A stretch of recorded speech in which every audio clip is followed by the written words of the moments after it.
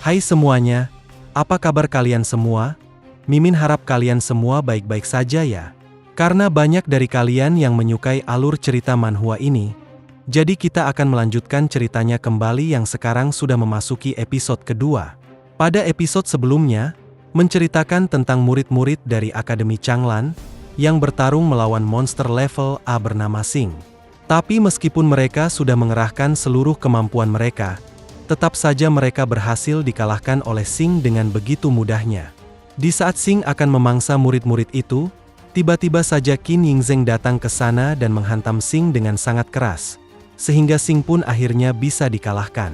Kemudian Qin Yingzheng menggunakan teknik wawasan rohani miliknya untuk mencari sumber energi spiritual yang lebih besar, karena energi spiritual yang dia dapatkan dari Sing terlalu sedikit baginya. Sesaat sebelum Qin Yingzheng pergi dari sana, Qian Sui yang merasa penasaran dengan identitas dari Qin Yingzheng, dia memberanikan diri untuk bertanya kepadanya. Dan Qin Yingzheng menjawab dengan jujur kalau dia adalah Kaisar Qin Yingzheng dari dinasti keluarga Qin ke-37. Tentu saja jawaban dari Qin Yingzheng membuat Qian Sui sangat terkejut. Karena sepengetahuannya Kaisar Qin Yingzheng telah meninggal beberapa ribu tahun yang lalu. Bagaimanakah kisah petualangan Qin Yingzheng untuk mengembangkan kekuatannya? Tanpa banyak berbasa-basi lagi kita langsung saja menuju ke pembahasannya. Cerita berlanjut. Qin Yingzheng pun langsung terbang dengan kecepatan tinggi, setelah dia mengetahui lokasi sumber energi spiritual yang cukup besar sedang berkumpul di arah barat daya, yang berjarak sekitar 30 mil dari tempatnya berada, dan Qin Yingzheng pun tidak membuang-buang waktu lagi karena dia ingin segera meningkatkan kekuatannya. Semakin Qin Yingzheng mendekati tempat berkumpulnya energi spiritual tersebut, Qin Yingzheng semakin merasakan energi spiritual yang meluap-luap dari arah sana, dan Qin Yingzheng pun berkata di dalam hatinya, "Semakin aku mendekat, energi spiritual itu terasa begitu kuat, aku penasaran, sebenarnya monster apa yang sedang berkumpul di sana. Semoga saja tidak seperti monster lemah barusan, yang hanya memiliki sedikit energi spiritual saat aku menyerapnya." Karena Qin Yingzheng terbang di tempat terbuka dan dalam keadaan siang hari, tentu orang-orang yang berada di sekitar sana pun bisa melihatnya dengan jelas. Mereka berkata, "Lihatlah, ada seseorang yang sedang terbang di atas langit. Cepat abadikan momen ini, agar kita bisa mengunggahnya di media sosial." Sementara dua orang yang terlihat seperti prajurit, mereka pun merasa heran, karena mereka melihat seseorang yang sedang terbang dengan kecepatan tinggi di atas kepala mereka. Kemudian, di saat Qin Yingzheng sedang terbang menuju tempat yang menjadi tujuannya, dia melihat big screen yang baru pertama kali dilihatnya, dan reporter yang ada di sana sedang memberitakan tentang monster level A, yang tiba-tiba saja muncul di tengah kota. Dan menurut laporan dari para prajurit yang ada di lokasi, tiba-tiba saja cahaya keemasan muncul dari atas langit, yang membuat monster tersebut langsung tewas seketika. Meskipun Qin Yingzheng baru pertama kali melihatnya, tapi ekspresi wajahnya tidak berubah sama sekali, dan dengan tatapan mata yang terlihat sangat dingin, Qin Yingzheng berkata di dalam hatinya, "Menurut pengamatanku, dunia saat ini sedang berada dalam tahap pemulihan energi spiritual. Jadi manusia yang berkultivasi pada zaman ini hanya bisa mencapai tahap prajurit biasa, dan kekuatan tempur mereka pun sangat terbatas. Jika dibandingkan dengan para kultivator yang pergi ke alam peri untuk menjadi seorang immortal, tentu saja mereka sudah tertinggal sangat jauh." Qin Yingzheng pun menambahkan kecepatan agar bisa segera sampai ke sana, dan kembali berkata di dalam hatinya, "Setelah aku berhasil memulihkan kembali basis kultivasi milikku, aku akan mengajari para generasi muda di zaman ini, agar mereka bisa melindungi daratan Cina dengan baik, saat aku pergi menuju alam surgawi untuk mengalahkan dua leluhur demon yang ada di sana." Akhirnya Qin Yingzheng sampai ke tempat yang dia tuju, dan langsung mendarat di sana, sehingga bumi pun langsung bergetar akibat hantaman yang terjadi, dan terdengar suara benturan yang cukup keras di sana. Qin Yingzheng pun langsung berjalan menuju ke tempat energi spiritual yang dia rasakan, karena Qin Yingzheng tidak ingin membuang-buang waktu lebih lama lagi, dan ingin segera menstabilkan energi spiritual miliknya, dengan cara terus menyerap energi spiritual dari berbagai sumber yang ada di dunia pada zaman modern ini. Setelah Qin Yingzheng mendekat, dia melihat sebuah pagoda yang sedang dibelenggu, karena pagoda itu adalah tempat disegelnya seorang demon tingkat tinggi, yang membuat pagoda tersebut mengeluarkan energi spiritual kegelapan yang meluap-luap dari dalam sana. Energi spiritual yang cukup besar itu berasal dari dalam pagoda ini. Aku penasaran, makhluk apa yang sedang mereka segel di tempat ini? Ucap Qin Yingzeng di dalam hatinya. Terlihat energi spiritual yang meluap-luap sedang mencoba keluar dari pagoda tersebut, tapi dikarenakan rantai besar yang terus menstabilkannya dari luar, sehingga makhluk yang ada di dalam sana pun tidak bisa keluar, dan Qin Yingzeng kembali berkata di dalam hatinya. Pagoda ini dikelilingi rantai besar yang merupakan segel energi spiritual. Sudah sangat jelas kalau di dalam pagoda ini ada seekor demon yang sedang mereka kurung. Kemudian, karena Qin Yingzeng sedang membutuhkan energi spiritual dari monster ataupun demon untuk meningkatkan kekuatannya, dia malah membuka segel pagoda itu sambil berkata, apapun makhluk yang ada di dalamnya, aku akan segera mengetahuinya setelah aku menghancurkan segel ini, karena aku memerlukan energi spiritual yang dimiliki oleh makhluk yang ada di dalamnya, agar aku bisa menerobos ke ranah selanjutnya. Lalu, Qin Yingzeng menyerap energi spiritual dari rantai besar yang membelenggu pagoda itu, karena jika Qin Yingzeng menyerapnya, rantai besar itu hanyalah rantai biasa, dan makhluk yang sedang disegel di dalamnya pun akan bisa keluar dengan mudah, setelah tidak ada lagi kekuatan yang menekan energi spiritual milik makhluk tersebut dari luar pagoda. Dan benar saja, guncangan yang keras pun langsung bergemuruh dari dalam pagoda itu, yang membuat dinding-dindingnya mulai retak, dan tidak akan lama lagi sampai pagoda tersebut pun hancur. Setelah Qin Yingzeng menyerap energi spiritual dari rantai yang menyegel pagoda itu, karena Qin Yingzeng berniat untuk menyerap energi spiritual yang dimiliki oleh makhluk yang ada di dalamnya. Setelah itu, ledakan energi spiritual yang sangat besar pun langsung mengelilingi pagoda itu, dan terlihat seperti badai energi spiritual yang sangat mengerikan, sehingga hembusan angin yang tercipta dari ledakan energi spiritual tersebut, membuat Qin Yingzeng terpental dari sana, dan Qin Yingzeng pun menciptakan barrier pelindung untuk melindungi dirinya dari ledakan energi spiritual tersebut.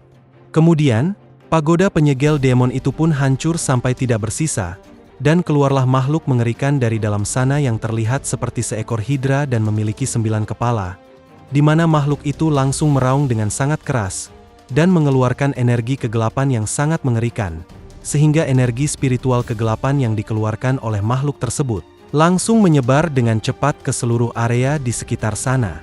Lalu makhluk itu berteriak dengan suara yang sangat keras, dan sambil terus mengeluarkan energi spiritual kegelapan yang mengerikan dia berkata, akhirnya sang raja kegelapan telah berhasil menghancurkan segelnya. Makhluk itu bernama Jiu Ying. Petunjuk tentang Jiu Ying adalah, pada zaman dahulu Yao memerintahkan Yi untuk melenyapkan monster berkepala 9, yang terlahir di perairan liar Chou Hua. Kemudian, Jiu Ying menghampiri Qin Yingzeng, karena dia langsung mengetahui kalau Qin Yingzeng lah yang telah menghancurkan rantai penyegel, yang selama ini mengurung dirinya di dalam pagoda. Terima kasih atas pertolonganmu wahai manusia, aku merasa sangat senang atas kinerjamu. Mulai sekarang, aku akan mengizinkanmu untuk menjadi pelayanku, dan setelah aku berhasil menaklukkan dunia ini, kau akan mendapatkan banyak keuntungan di masa depan. Qin Yingzeng pun hanya diam saja dan tidak berkata apa-apa, setelah ada seekor makhluk rendahan yang bersikap sangat tidak sopan di hadapannya. Lalu Qin Yingzeng menatap Jiu Ying dengan tatapan mata yang dingin, dan sambil mengeluarkan aura intimidasi miliknya dia berkata, aku tidak menyangka, kalau masih ada seekor Great Demon yang berhasil berkultivasi di dunia manusia. Tapi sekarang, aku akan menjadikanmu sebagai makananku. Mendengar Qin Yingzeng yang berkata seperti itu kepadanya, Jiu Ying pun langsung merasa kebingungan, di mana di dalam pikirannya, dia membayangkan kalau dirinya akan dijadikan daging panggang oleh Qin Yingzeng. Makanan katamu, apakah kau berniat untuk menggorengku lalu memakannya? Ucap Jiu Ying, yang langsung terlihat menjadi makhluk bodoh setelah Qin Yingzeng berkata seperti itu kepadanya. Tentu saja, Jiu Ying pun menjadi sangat marah, setelah mendengar perkataan lancang dari Qin Yingzeng, dan langsung mengeluarkan aura intimidasi miliknya sambil berkata, manusia kecil, jika kau tidak mau menerima kebaikanku, maka, aku akan menjadikanmu makananku sekarang juga. Sementara Qin Yingzeng, dia langsung bersiap untuk memulai pertarungan, dan memusatkan energi spiritual di tangannya. Tapi, Sebelum pertarungan di antara mereka berdua dimulai, tiba-tiba saja ada serangan yang berbentuk seperti cahaya, muncul dari arah belakang Qin Yingzheng, sehingga Qin Yingzheng pun bertanya-tanya di dalam hatinya, siapa yang telah mengeluarkan serangan tiba-tiba yang melesat dengan cepat ke arah Jiu Ying. Melihat serangan tiba-tiba yang mengarah kepadanya, Jiu Ying langsung menangkis serangan itu dengan mudah menggunakan sayapnya. Dan dengan suara yang terdengar sangat marah dia berkata, "Siapa yang berani menyerangku secara diam-diam seperti ini? Sepertinya kau sudah bosan hidup, karena aku tidak akan membiarkanmu untuk tetap bertahan hidup. Setelah kau membuatku menjadi sangat marah seperti ini." Rupanya, orang yang melancarkan serangan tiba-tiba kepada Jiu Ying adalah seorang wanita, yang ditemani oleh dua orang pria tua di belakangnya. Wanita itu bernama Murong Yue. Dia adalah salah seorang dekan di Akademi Changlan. "Hei kau anak muda yang berpakaian aneh, cepat menyingkirlah dari sana. Serahkan urusan untuk menghadapi makhluk ini kepada kami para prajurit dari Akademi Changlan." Mendengar hal itu, membuat Jiu Ying semakin merasa kesal, dan langsung mengeluarkan aura intimidasi yang diarahkan kepada mereka sambil berkata, "Kalian para manusia rendahan, berani sekali membuat masalah dengan Raja Demon kuno sepertiku. Apa kalian pikir, manusia lemah seperti kalian bisa menghadapiku?" Murong Yue pun hanya diam saja tanpa berkata apa-apa, karena dia sedang sibuk menangkis aura intimidasi yang dikeluarkan oleh Jiu Ying. Kemudian, Murong Yue langsung memasang kuda-kuda dan bersiap untuk memulai pertarungan, lalu berkata kepada dua orang pria tua di belakangnya, untuk segera maju ke depan. "Bersiaplah untuk menyerang makhluk ini bersama-sama, karena kita harus melenyapkannya di tempat ini sekarang juga." "Baik Dekan Murong, kami akan melakukan yang terbaik untuk mengalahkannya," ucap mereka menjawab. Melihat Murong Yue dan yang lainnya berniat untuk melancarkan serangan, Jiu Ying pun tidak tinggal diam begitu saja, dan langsung mengeluarkan semburan api dari kesembilan mulutnya, yang dia arahkan kepada mereka bertiga secara bersamaan. Murong Yue dan yang lainnya pun berusaha untuk menangkis serangan dari Jiu Ying, yang melesat dengan cepat ke arah mereka bertiga dari berbagai arah, dan Murong Yue terlihat berhasil menangkis salah satu serangan, yang dilancarkan oleh Jiu Ying ke arahnya itu menggunakan tebasan pedang miliknya, sehingga ledakan yang cukup besar pun terjadi di sana, setelah pedang petir milik Murong Yue berhasil menangkisnya. Tapi, apa yang coba dilakukan oleh mereka bertiga masihlah belum cukup, karena Jiu Ying melancarkan 9 serangan secara bersamaan, dan meskipun salah satu serangannya bisa ditangkis oleh mereka, tapi serangan Jiu Ying yang lainnya berhasil mengenai mereka bertiga dengan sangat telak sampai terhempas ke belakang, yang membuat mereka bertiga menjerit kesakitan dengan sangat keras. Sementara Qin Yingzheng hanya melihat semua itu tanpa melakukan apa-apa. Lalu Qin Yingzheng pun langsung menghela nafas panjang, setelah melihat prajurit dari zaman ini sangatlah lemah, dan Qin Yingzheng pun berkata di dalam hatinya, "Prajurit dari zaman ini bahkan tidak layak untuk disebut sebagai kultivator tahap awal, karena mereka bahkan tidak bisa menghadapi makhluk yang hanya memiliki kemampuan seperti ini. Aku penasaran, bagaimana caranya mereka tetap bertahan hidup, setelah aku pergi ke alam peri pada 2000 tahun yang lalu." Sementara itu, baju khusus yang dikenakan oleh Murong Yue terlihat robek di beberapa bagian, setelah dia terkena serangan semburan api dari Jiu Ying dengan sangat telak. Dan sambil menahan rasa sakit di tubuhnya, dia berkata di dalam hatinya, "Rantai penyegel yang ada di pagoda seharusnya bisa menahan kekuatan dari seekor Great Demon. Sepertinya makhluk ini adalah demon legendaris yang memiliki kekuatan yang sangat besar." Di saat Murong Yue memikirkan cara untuk menghadapi Jiu Ying, dua orang pria tua yang datang bersamanya malah langsung melarikan diri dari sana. "Dekan Murong, kami akan pergi lebih dulu, karena mustahil bagi kita untuk mengalahkan monster mengerikan seperti itu."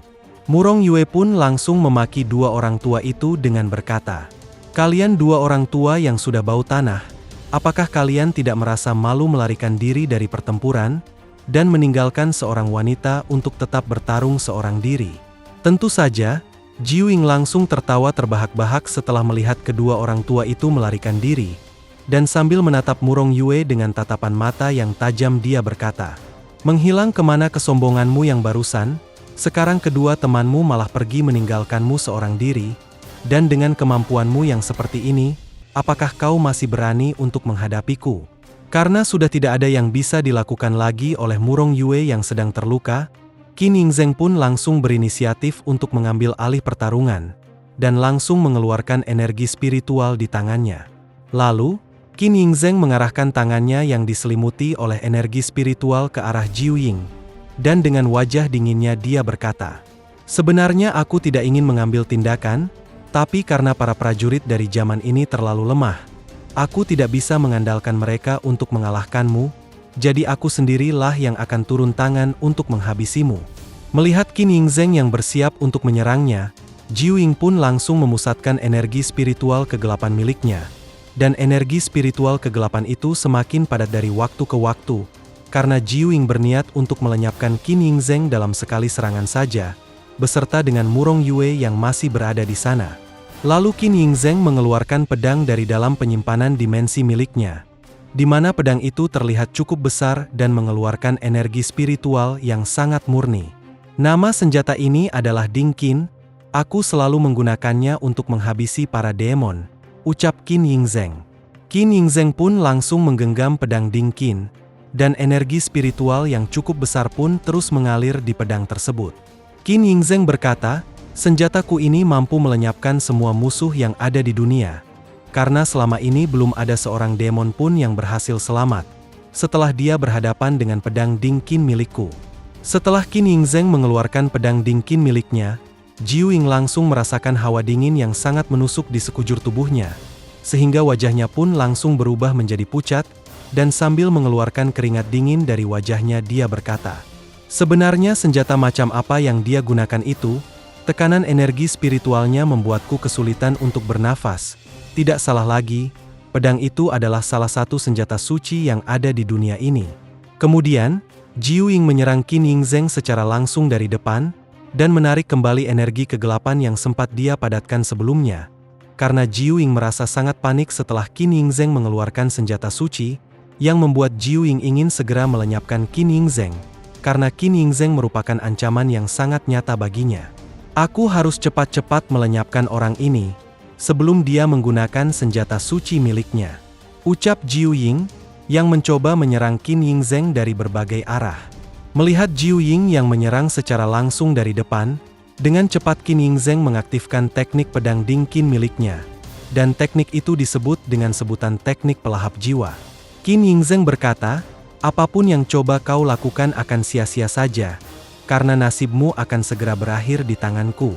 Lalu Qin Yingzheng menyerang Jiu Ying dengan ratusan kloning pedang Ding Qin miliknya, dan kloningan pedang Ding Qin milik Qin Yingzheng pun melesat dengan cepat ke arah Jiu Ying berada. Lingkaran arai penghancur pun langsung muncul di bawah kaki Jiu Ying. Sementara Qin Yingzheng, dia terus menghujaninya dengan ratusan kloning pedang Ding Qin, yang membuat Jiu Ying tidak bisa menghindar ataupun menangkis serangan itu. Dia berkata, "Bukankah ini adalah teknik kuno yang telah lama menghilang? Mungkinkah sebenarnya kau adalah seorang kultivator?" Murong Yue yang melihat hal itu, tentu saja membuatnya menjadi sangat terkejut, karena dia mengira kalau Qin Yingzheng hanya orang dengan hobi yang aneh. Tapi ternyata Qin Yingzheng memiliki kekuatan yang sangat overpower. Dia tidak mungkin manusia yang berasal dari zaman kuno kan? Karena setahuku, para kultivator hanya ada di zaman kuno saja, dan di zaman sekarang, kami tidak memiliki seorang pun kultivator, ucap Murong Yue di dalam hatinya, yang terus mengamati pertarungan tanpa mengedipkan matanya. Kembali lagi ke pertarungan, di mana Jiu Ying yang terus dihujani oleh teknik pedang pelahap jiwa milik Qin Yingzheng, sehingga membuat Jiu Ying memutuskan untuk menyerah saja dan berkata di dalam hatinya, "Jika ini terus berlanjut, semua energi spiritual yang ada di dalam tubuhku akan terserap habis oleh formasi pedang miliknya." Lalu Jiu Ying pun mulai berubah bentuk, dan terlihat ada sosok seperti tubuh seorang wanita, yang mengeluarkan cahaya yang sangat terang, dan Jiu Ying pun berteriak dengan suara sangat keras, "Tidak, aku tidak boleh membiarkan ini terus berlanjut, karena aku tidak mau berakhir seperti ini." Kemudian, wujud Hidra yang cukup besar itu langsung menghilang, dan terlihat bola cahaya yang bersinar dengan sangat terang, karena Jiu Ying tidak bisa mempertahankan wujudnya lagi, setelah formasi pedang pelahap jiwa milik Qin Yingzheng terus-menerus menyerap energi spiritual miliknya. Tak lama kemudian, muncul sosok seorang wanita yang cukup menggoda. Dia berkata, Bukankah kau sedang membutuhkan banyak sumber energi spiritual? Jika itu adalah tujuanmu, kau tidak perlu membuang-buang waktumu untuk menghadapiku, karena aku memiliki penawaran yang sangat menarik untukmu. Wanita itu adalah sosok Jiu Ying dalam wujud manusianya, di mana dia mencoba untuk menarik perhatian Qin Yingzheng dengan berpose sangat menggoda, dan Jiu Ying pun kembali berkata, "Aku mengetahui tempat yang memiliki energi spiritual yang sangat melimpah. Jika kau mau mengampuni nyawaku, dengan senang hati aku akan mengantarmu ke tempat itu di episode selanjutnya." Terima kasih bagi yang telah menonton sampai akhir. Terus dukung semua channel Jago Ngora, agar kami bisa tetap berkarya di masa depan. Maju dan berjayalah terus Jago Ngora Cerot Lovers.